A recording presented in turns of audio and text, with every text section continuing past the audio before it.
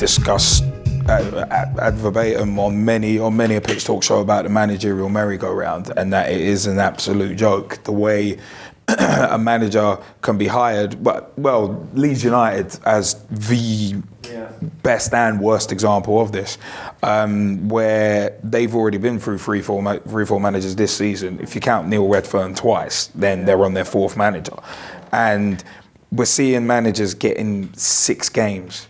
I mean, 2 managers sacked after 6 games each, in my view, is a disgrace. I mean, how do you get you can't get that much traction in 6 months, let alone 6 games. What is your view on the managerial merry-go-round? And also, the short term, you kind of alluded to it in terms of the fans being very short-termist, the chairman responding to fans. Do you think the chairman should be responding to fans? And do you think it's, as I like to call the parasitic media, do you think they're the reason why fans are so short-termist? Because the media is so quick to call for a manager's head after 3-4 bad results. I mean, you look at the Pardew out brigade, for instance. Yes, I do think football fans are massively unrealistic. I think we all have kind of an inflated belief in our teams.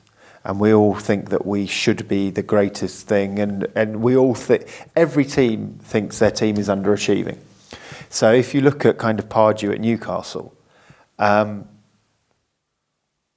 Newcastle are where they are in the table. They're about where they should be, but it was never enough. And I have absolutely, I don't particularly like Alan Pardew, but I actually think Newcastle fans are delusional in terms of, they have this view of what the club should be. They're where they should be. Might be upsetting G-Man here, but Arsenal probably are where they should be. It's kind of, they are one of the top teams in the country, but they're lacking a few players. Manchester United, David Moyes it was a poison chalice, because essentially Fergie's last great team was breaking up. If you look at what Van Gaal has done, he's had to completely build a new team. But he's more of a name in world football. Also, he's a foreign manager, so he's going to be given more time to do that. Yeah. If I think a British manager had the start that Van Gaal had, losing to Leicester. No. Yeah. So, I mean, the media don't help, because the media give football fans what they want. TalkSport, Adrian Durham and things like that. It's all, having these type of headlines and so on, what that is doing, it's fuel to fire. As a chairman yourself, what do you think when you see that kind of stuff encouraged, when you see fans like calling for, say, Mike Ashley's head, which was happening a couple of years ago? There's been plenty of other examples, but the Vincent Tan thing as well. As a chairman yourself of a football club, what is your feeling when you see that kind of stuff happening, and also in terms of the managers as well? Yeah. Well, I suppose, if I'm using kind of Fulham as an example, obviously we had the Felix Magath thing. Felix Magath was appointed